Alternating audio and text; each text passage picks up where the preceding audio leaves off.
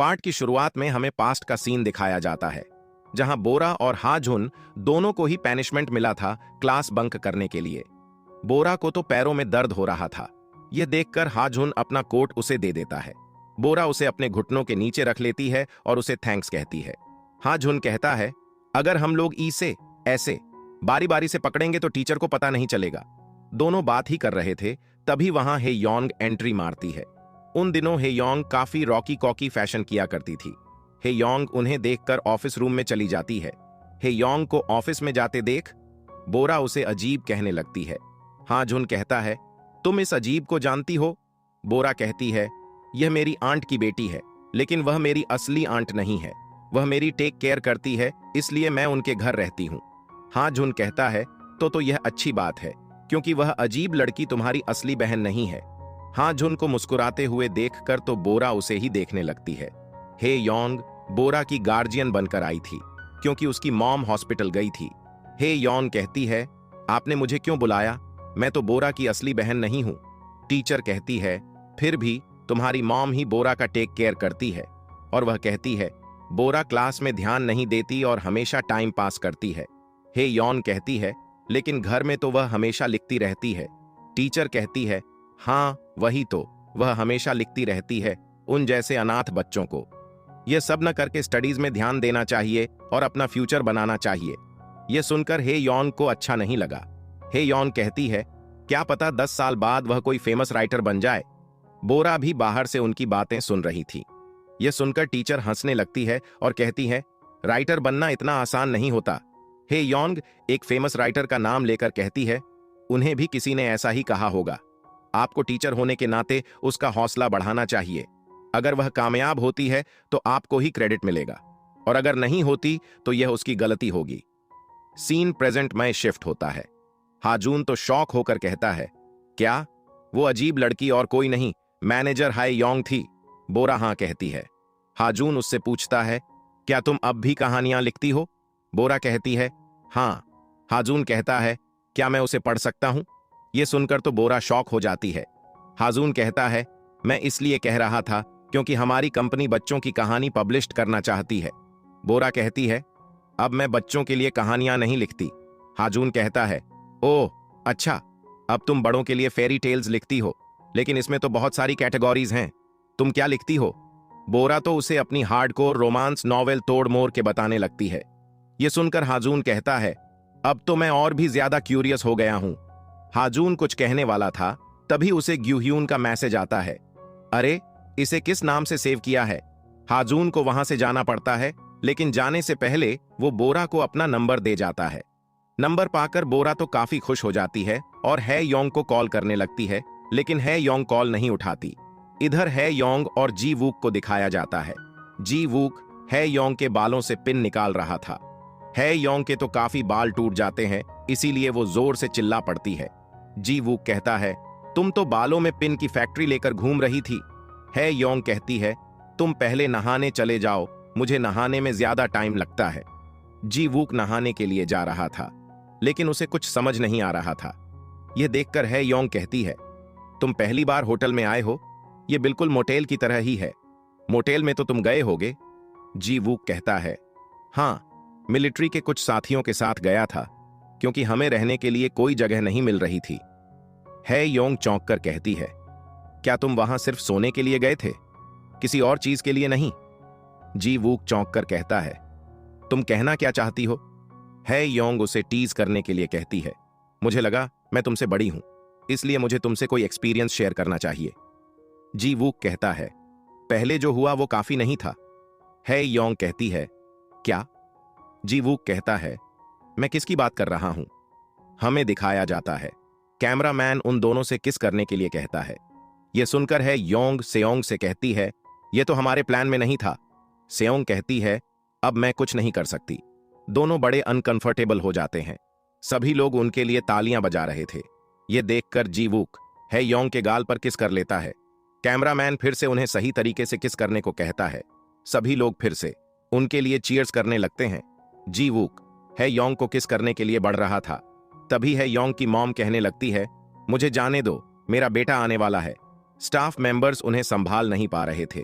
ये देखकर है योंग सेयोंग से कहती है, वेडिंग सेरेमनी यहीं खत्म कर दो, और फिर वो अपनी मॉम के पास चली जाती है। हाय योंग कहती है, वो तो मेरे लिए फन था। खेल में तब तक मजा नहीं आता जब तक दोनों टीम स्ट्रांग ना हो, और तुम तो फुद्दू हो। यह सुनकर जी वूक उसे बेड पर पुश कर देता है और उसके ऊपर आ जाता है। यह देखकर हाय योंग शॉक दिखाई दे रही थी। जी वूक कहता है, मैं होटल में पहली बार आया हूं, इसका मतलब यह नहीं कि मुझे कुछ नहीं आता। वो हाय योंग को किस करने ही वाला था, लेकिन रुक कर कहता है, तुमने अपनी आंखें क्यों बंद नहीं की? हाय यंग तो उसे और भी ज्यादा पास लेकर कहती है, तुम्हें किसने कहा कि आंखें बंद करके ही किस किया जाता है? यह सुनकर जी वूक नर्वस हो जाता है। हाय यंग उसे पीछे करते हुए कहती है, अब बहुत हुआ, तुम्हें नहाने जाना चाहिए। जी वूक नहाने के लिए चला जाता है।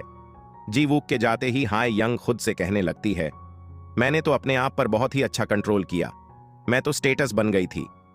इधर हाजून को दिखाया जाता है, जो बोरा की नावेल पढ़ रहा था। बोरा ने फेक नाम इस्तेमाल किया था, इसलिए हाजून को पता नहीं था कि यह बोरा की नावेल है।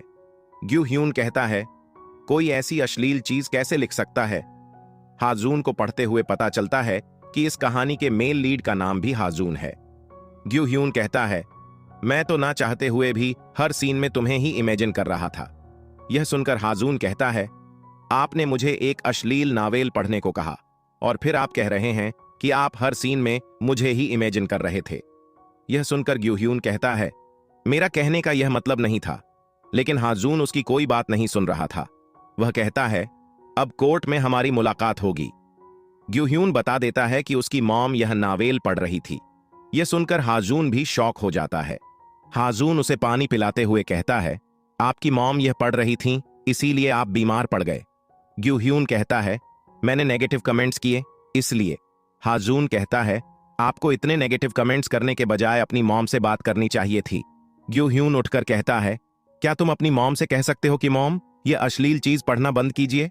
हाजून तो कुछ नहीं बोल पाता। ग्यू ह्यून कहता है, मैं इतने नेगेटिव कमेंट्स करूंगा कि वो राइटर लिखना ही छोड़ देगा। इधर रात में हाय यंग और जी वूक गेस्ट के दिए हुए पैसों की हिसाब कर रहे थे। हाय यंग को काफी नींद आ रही थी। यह देखकर जी वूक उससे कहता है, तुम सोने चली जाओ, मैं हिसाब कर लूंगा। हाय यंग कहती है, पैसे के मामलों में मैं किसी पर भरोसा नहीं करती। जी वूक कहता है, तुमने मुझसे शादी की, लेकिन तुम मुझ पर भरोसा नहीं करती। हाय यंग कहती है, अगली बार किसी भरोसेमंद से शादी करूंगी। जी वूक कहने लगता है, तुम्हें मुझ पर भरोसा क्यों नहीं है? हाय यंग कहती है, मुझे तुम पर शक होता है, जैसे तुम कुछ छुपा रहे हो। जी वूक कहता है, मैं क्या छुपा सकता हूं? हाय यंग कहती है, जब भी मैं तुमसे कोई पर्सनल चीज पूछती हूं, तुम बात टाल देते हो। जैसे कनाडा में कौन है और तुम्हारी ग्रैंडमा कैसी थी, तुम्हारे नाम और एज के अलावा मैं कुछ नहीं जानती। जी वूक चुप रहता है, कुछ नहीं कहता। यह देखकर हाय यंग कहती है, मैं तुम्हें फोर्स नहीं कर रही हूं, लेकिन एक दूसरे पर भरोसा तभी आता है जब दोनों एक दूसरे को जानते हों। जी वूक बताने लगता है, जब मैं बहुत छोटा था तभी वो शादी करके कनाडा शिफ्ट हो गई। वो मेरी ग्रैंडमा की बेटी थी। हे यॉन कहती है, तुम्हारी ग्रैंडमा की बेटी, तुम्हारी आंट, मॉम की बहन, वो तुम्हारी मॉम है। जी वूक कुछ नहीं कहता, लेकिन हे यॉन्ग समझ जाती है। जी वूक कहता है, मेरी ग्रैंडमा की विश थी कि मैं वहां न जाऊं। लोग कहते हैं कि ग्रैंडमा सभी को एक जैसा प्यार करती है, लेकिन मेरी ग्रैंडमा का प्यार सिर्फ उनकी बेटी के लिए था, मेरे लिए नहीं। यह सुनकर हे यॉन्ग जी वूक की तरफ बढ़ती है और उसे फूंक मारने लगती है। जी वूक कहता है, ये तुम क्या कर रही हो? हे यॉन कहने लगती है, मुझे लगा तुम रोने वाले हो। जी वूक कहता है, मैं बच्चा थोड़ी हूं। हे यॉन कहती है, जब मॉम की बात आती है तो सभी ही बच्चे हो जाते हैं, और उसे सब शेयर करने के लिए थैंक्स कहती है। इधर बोरा को दिखाया जाता है, जो अपनी नावेल लिख रही थी। तभी उसे उसके प्रोड्यूसर से मैसेज आता है कि कोई लकी यू नाम से उसकी हर नावेल के एपिसोड पर नेगेटिव कमेंट्स कर रहा है। ये और कोई नहीं ग्यू ह्यून था। बोरा लिखती है, आपने इतनी रात में मैसेज क्यों किया? मुझे इन चीजों से फर्क नहीं पड़ता। लेकिन कुछ देर बाद ही वो कमेंट्स चेक करने लगती है। कमेंट्स पढ़कर बोरा का हाल काफी खराब हो जाता है। सीन अगले दिन में शिफ्ट होता है। योंग सारा पैसा बैंक में डिपॉजिट कर देती है। फोन पर वह सेयोंग से बात कर रही थी और कहती है, जी वूक भी मेरे साथ आया है। सेयोंग कहती है, वह क्यों आया है? योंग कहती है, आई रिन ने हमें बाहर निकलते हुए देख लिया था, इसलिए वह भी आया है। योंग सेयोंग से बात करते हुए नोटिस करती है कि जी वूक काफी डर से एक फैमिली को देख रहा था। है येओंग उसके पास आकर कहती है, अब तुम फ्री हो। जी वूक कुछ नहीं कहता। है येओंग कहती है, तुम्हें भी मेरे साथ हनीमून पर जाना है। जी वूक कहता है, मुझे लगा तुम अपनी मॉम के पास जाओगी। है येओंग कहती है, हम दोनों उतने करीब नहीं हैं। जी वूक चौंक कर कहता है, तुम दोनों करीब नहीं हो? मुझे लगा तुम अपनी मॉम के लिए ही ये शादी कर रही हो, क्योंकि तुम उन्हें चाहती हो। है येओंग कहती है, मैं उन्हें चाहती हूं, लेकिन हमेशा वैसा नहीं होता जैसा आप चाहते हो।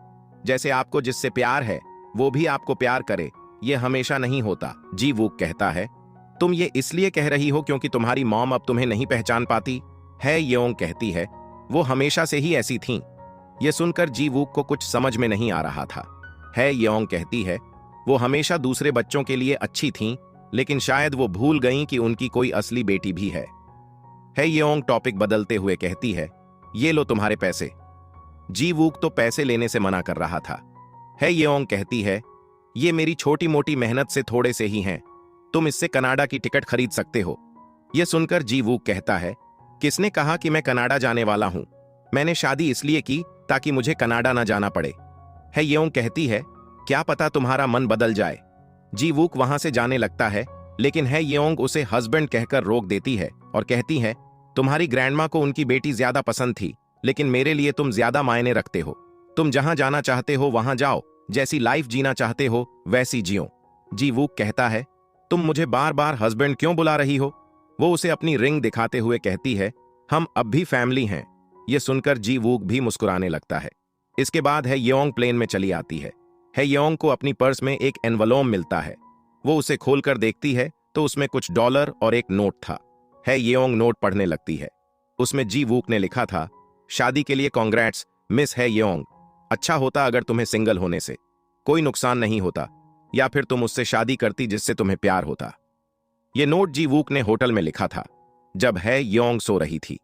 वो उसे सोते हुए देखकर उसके पास से सभी चीजें हटाकर उसे ब्लैंकेट कर देता है। वो उसके पास बैठकर अपनी और उसकी रिंग को देखने लगता है।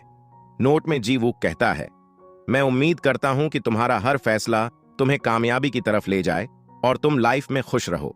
ये पढ़कर येओंग भी स्माइल करती है। इसी के साथ इस पार्ट का द एंड होता है। मिलेंगे नेक्स्ट पार्ट में।